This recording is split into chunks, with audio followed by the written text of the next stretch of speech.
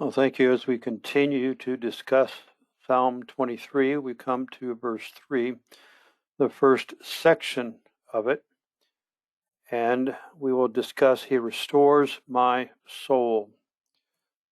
Again, let's be reminded that it is the shepherd that is providing all of these blessed benefits that we have discussed and that we will discuss in the days ahead.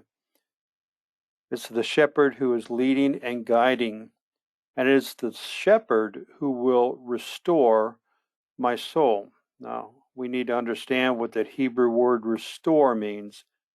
It means to return. It means to bring back or to lift up. Someone has coined the word that we were on a pedestal and we have fallen off.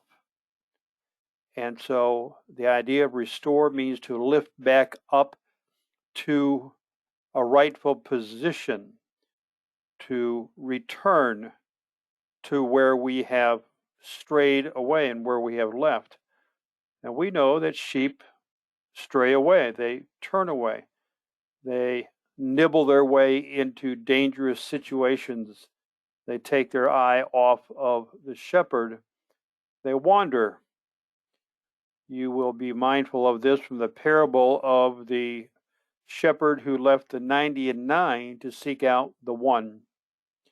And sometimes just the very stubborn nature of a sheep who, in their own feeble little minds, are always testing the limits and testing the boundaries. How far can they nibble their way away from the other sheep and the protection of the fold? So the idea of to restore is the shepherd goes and seeks the one that needs to be returned or to bring back who has wandered away. Another idea about restore as well is that sheep can lie down and get into such a position that they can't stand up again. And they literally become the main appetizer for a wolf who might be tracking the pack. And so the shepherd has to be mindful of all of the sheep.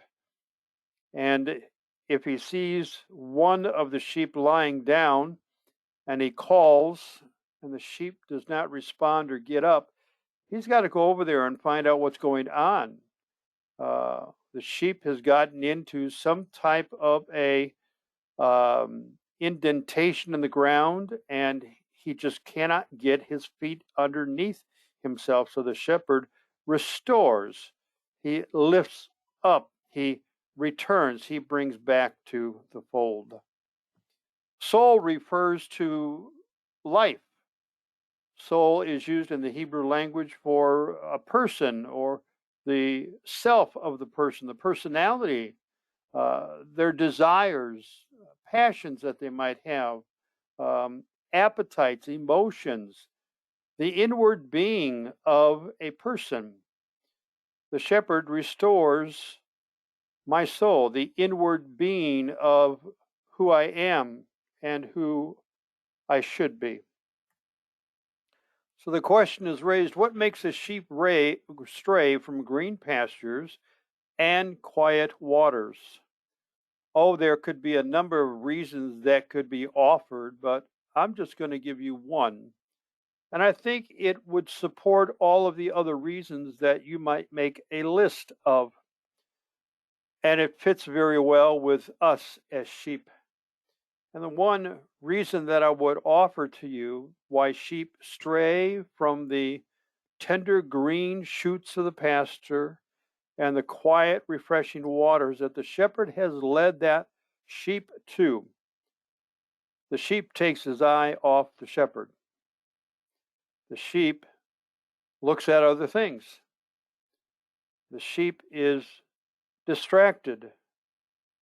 He is not looking at the shepherd. Hebrews says, not looking, referring to Christians here, looking unto Jesus, the author and finisher of our faith. So what are some takeaways here? You know, when you take your eyes off the Good Shepherd, will fan the flame of wanderlust.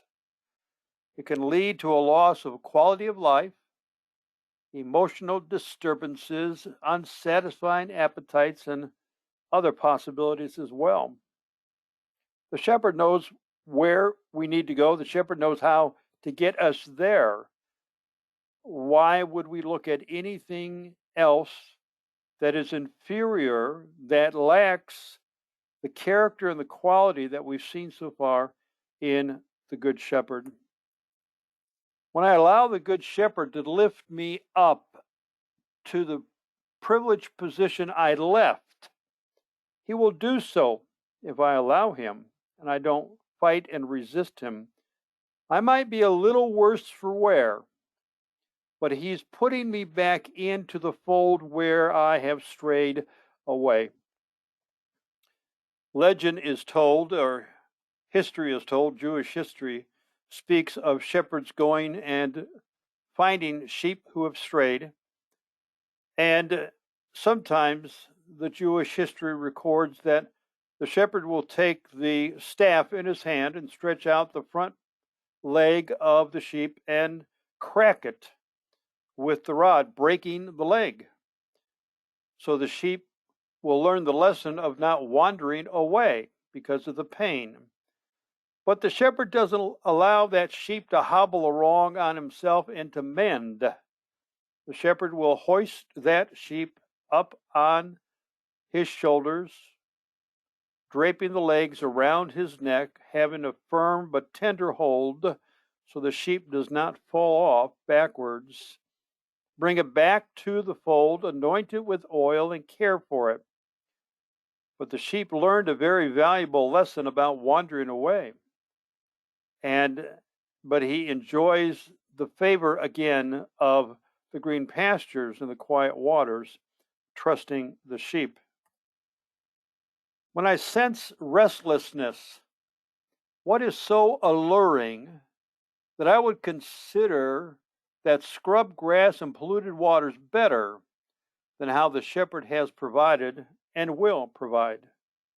What is so attractive at what I am looking at that is better than the Good Shepherd? If you read through the book of Hebrews, you will discover Christ is better. Of all of the Jewish people of history and fame, of all of the Jewish celebrations, Christ is better than all of those. And the author of Hebrews is writing to them, urging them to be encouraged and stay the course and not return back to Judaism, which was a sanctioned and accepted religion under Rome, experiencing little persecution. So what is so good about what I'm looking at as opposed, as opposite to what I have been and am experiencing? Next time we get together, let me back up for a moment. There's one more. And if I do willingly stray, expect discipline. Hebrews chapter 12 says that God disciplines all those who are his own, and that we are not to despise or reject the discipline. It will be firm but loving. It'll be holy but filled with mercy and grace. Because it's not for the shepherd that he's disciplining you, it's for you. It's for me. Next time we get together, Psalm 23, verse 3b. I trust that the sound recording on this is better than yesterday, as someone left me a note saying, hey, low volume. Thanks for tuning in.